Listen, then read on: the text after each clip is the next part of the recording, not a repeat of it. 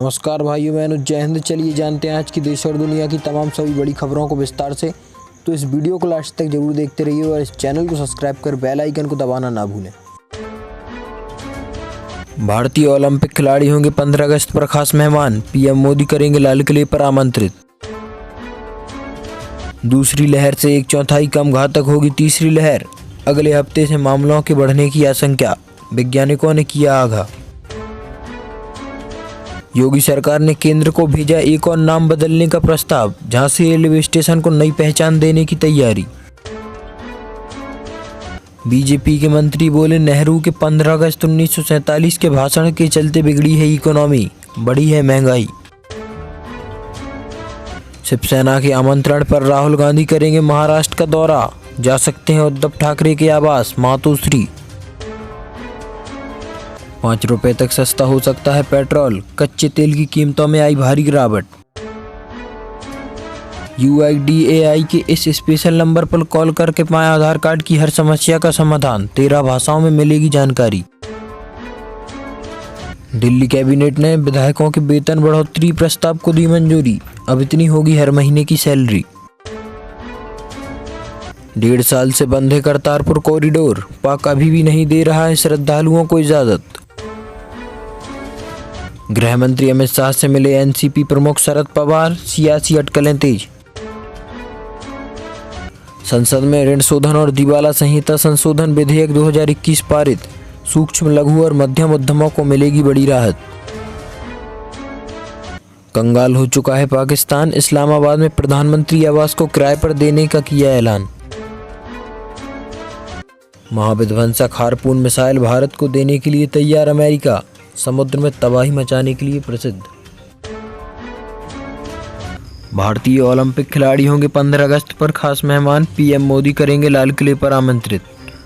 प्रधानमंत्री नरेंद्र मोदी पूरे भारतीय ओलंपिक दल को विशेष अतिथि के रूप में 15 अगस्त को यानी स्वतंत्रता दिवस के अवसर पर लाल किले पर आमंत्रित करेंगे। भारतीय ओलंपिक दल को पीएम विशिष्ट अतिथि के तौर पर निमंत्रण देंगे। पीएम उस समय सभी से व्यक्तिगत रूप से मिलेंगे और बातचीत भी करेंगे। भारत का 228 सदस्यीय दल ओलंपिक में भाग ले रहा है, जिसमें से 119 खिलाड़ी शामिल हैं। बता दें, भारतीय ओलंपिक दल में पीवी सिंधु, मनु भाकर, MC मैरी कॉम, मीराबाई चानू, विनेश फोगाट, दीपिक आदि शामिल हैं। दूसरी लहर से 1/4 कम घातक होगी तीसरी लहर, अगले हफ्ते से मामलों में बढ़ने की आशंका, वैज्ञानिकों ने किया आगाह। कोरोना महामारी की तीसरी लहर का आना लगभग तय है और अगले हफ्ते से संक्रमण के नए मामलों का बढ़ना भी शुरू हो सकता है, परंतु दूसरी लहर की तरह तीसरी लहर भयावह नहीं होगी। इसमें खराब से खराब हालत में भी प्रतिदिन दूसरी लहर की तुलना में 1/4 मामले ही आएंगे। दूसरी लहर के बारे में सटीक भविष्यवाणी करने वाले IIT कानपुर के वैज्ञानिक मणिंद्र अग्रवाल और उनकी टीम ने गणितीय मॉडल सूत्र के आधार पर यह दावा किया है। अक्टूबर में आ सकता है पीक। कानपुर में अग्रवाल और IIT हैदराबाद में M विद्यासागर की अगुवाई में शोधकर्ताओं ने जो अनुमान लगाया है, उसके मुताबिक तीसरी लहर में अक्टूबर में महामारी चरम पर पहुंच सकती है। बदलेगा झांसी रेलवे स्टेशन का नाम, योगी सरकार ने केंद्र को भेजा प्रस्ताव। उत्तर प्रदेश सरकार ने झांसी रेलवे स्टेशन का नाम बदलकर वीरांगना लक्ष्मीबाई रेलवे स्टेशन करने के लिए केंद्र को प्रस्ताव भेजा है। सरकार ने लोकसभा को मंगलवार को बताया। केंद्रीय गृह मंत्री नित्यानंद राय ने कहा कि झांसी रेलवे स्टेशन का नाम वीरांगना लक्ष्मीबाई रेलवे स्टेशन करने का प्रस्ताव मिलने के बाद तय प्रक्रिया के अनुसार संबंधित एजेंसियों की टिप्पणी तथा विचार आमंत्रित किए गए हैं। गौरतलब है कि किसी स्थान या स्टेशन का नाम बदलने की स्वीकृति केंद्रीय गृह मंत्रालय देता है।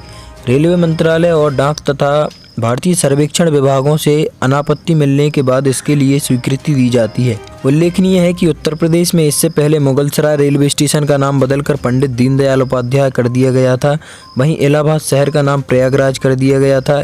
इतना ही नहीं, फैजाबाद का नाम बदलकर अयोध्या कर दिया गया था। शिवसेना के निमंत्रण पर राहुल गांधी करेंगे महाराष्ट्र का दौरा, जा सकते हैं उद्धव ठाकरे के आवास मातोश्री। शिवसेना ने कांग्रेस के पूर्व राष्ट्रीय अध्यक्ष राहुल गांधी को महाराष्ट्र आने का निमंत्रण दिया है। सूत्रों के मुताबिक संसद के मानसून सत्र के बाद राहुल गांधी महाराष्ट्र जा सकते हैं। वहां उनकी मुलाकात महाराष्ट्र के मुख्यमंत्री उद्धव ठाकरे से होगी। राहुल गांधी ठाकरे के आवास मातोश्री भी जा सकते हैं। हाल ही में शिवसेना नेता संजय राउत की मुलाकात राहुल गांधी से 2 बार हुई है। माना जा रहा है कि इस दौरान ही शिवसेना की ओर से राहुल गांधी को महाराष्ट्र आने का निमंत्रण दिया गया है। अगर कांग्रेस नेता राहुल गांधी ठाकरे परिवार के आवास मातोश्री जाते हैं तो भारतीय राजनीति में एक बड़ी घटना होगी। इसे भारतीय राजनीति के ध्रुवीय बदलाव के तौर पर देखा जा सकता है। UIDAI के स्पेशल नंबर पर कॉल करके पाएं आधार कार्ड की हर समस्या का समाधान। 13 भारतीय भाषाओं में मिलेगी जानकारी। आधार कार्ड का उपयोग कई सरकारी और गैर सरकारी कार्यों में किया जाता है। सरकार की कई योजनाओं का लाभ लेने के लिए आधार कार्ड अनिवार्य किया गया है। ऐसे में यह हमारे महत्वपूर्ण दस्तावेजों में से एक बन गया है। आधार में कई डिटेल गलत होने से कई बार परेशानी का सामना करना पड़ता है। आधार कार्ड से जुड़ी किसी भी समस्या का समाधान unique identification authority of India UIDAI के ओर से जारी हेल्पलाइन नंबर से हो सकता है। UIDAI आधार कार्ड से जुड़ी जानकारी 13 भारतीय भाषाओं में उपलब्ध करवा रहा है और इसके लिए विशेष नंबर 1947 भी जारी किया गया है। इन भाषाओं में ले सकते हैं जानकारी। UIDAI के अनुसार 13 भारतीय भाषाओं के आधार से जुड़ी जानकारी हेल्पलाइन के जरिए ली जा सकती है। इन भाषाओं में असमी, बंगाली, अंग्रेजी, गुजराती, हिंदी, कन्नड़, मलयालम, मराठी, उड़िया, पंजाबी, तमिल, तेलुगु, उर्दू शामिल हैं। टोल फ्री नंबर 1947 पर आप अपनी सुविधाजनक कॉल कर सकते हैं और 13 भाषाओं में आधार से संबंधित जानकारी पा सकते हैं।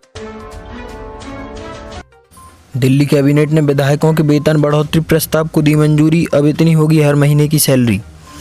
दिल्ली कैबिनेट ने मंगलवार को विधायकों के वेतन भत्ते बढ़ोतरी के प्रस्ताव को मंजूरी दे दी है, जिसके अनुसार विधायकों को 30,000 रुपये प्रति महीने की बेसिक वेतन मिलेगा, जबकि अभी दिल्ली के विधायकों को प्रति माह 12,000 रुपये मिलते हैं।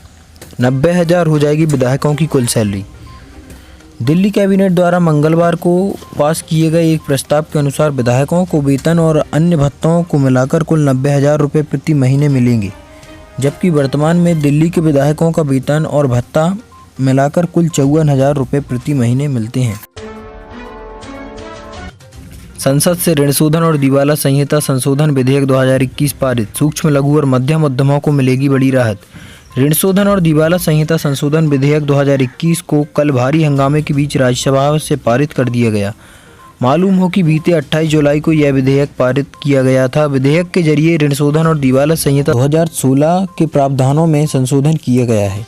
जब कोई व्यक्ति या कंपनी कर्ज चुकाने में अयोग्य या असमर्थ होता है तो उसे दिवालिया माना जाता है।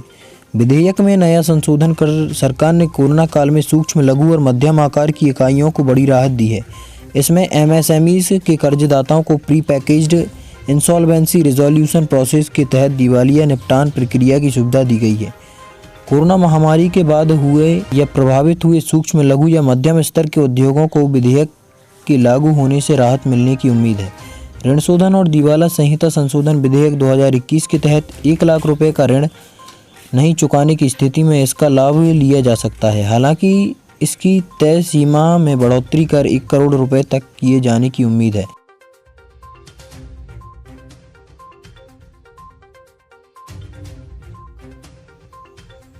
और दोस्तों, इस वीडियो को लाइक करना ना भूलें।